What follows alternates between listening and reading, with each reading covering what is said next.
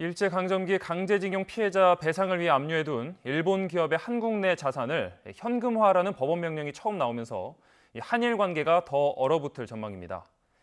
당사자인 일본 미쓰비시 중공업은 매각 명령에 불복해 즉시 항고 절차를 밟겠다고 밝혔습니다. 김원배 기자가 보도합니다.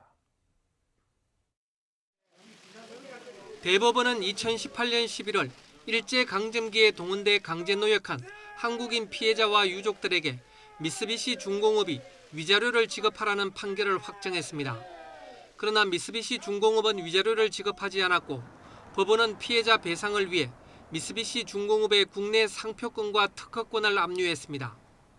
미쓰비시 중공업은 이 압류 명령에 불복해 항고와 재항고를 냈지만 모두 기각됐습니다. 이에 따라 대전지방법원은 어제 정신대 피해자인 양금덕 할머니와 김성주 할머니 등이 미쓰비시 중공업을 상대로 낸 상표권과 특허권 매각 명령 신청을 받아들였습니다. 강제노역 피해와 관련해 법원이 일본 기업의 국내 자산에 대해 매각 명령을 내린 것은 이번이 처음입니다.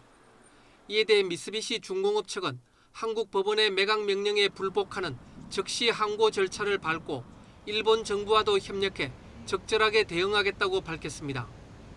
일본 정부는 법원의 이번 매각 명령에 강하게 반발할 것으로 보입니다. 그간 일본 정부는 자국 기업 자산의 현금화는 절대로 피해야 한다는 입장을 한일 관계 전면에 내세우면서 양국 간 다른 분야 협력은 물론 고위급 소통 자체가 순조롭지 않았습니다. 지난해 한국이 개최할 차례였던 한중일 정상회의는 일본 정부가 스가 요시히데 총리 방한 대가로 한국 정부의 현금화 방지 약속을 요구하며 올해까지 성사되지 않고 있습니다.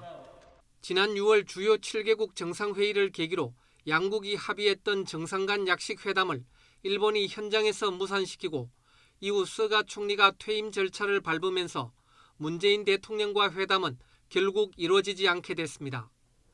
이런 상황에서 이번 매각 명령에 대한 일본의 반발이 불보듯 뻔하지만 내일 차기 총리를 뽑는 자민당 총재 선거가 예정돼 있어 일본 정부의 대응 수위를 예측하기는 쉽지 않은 상황입니다. 다음 달 4일 소집되는 임시국회에서 누가 차기 일본 총리가 되든 현금화 문제는 한일 관계의 부담을 가중할 것으로 보입니다. YTN 김원배입니다.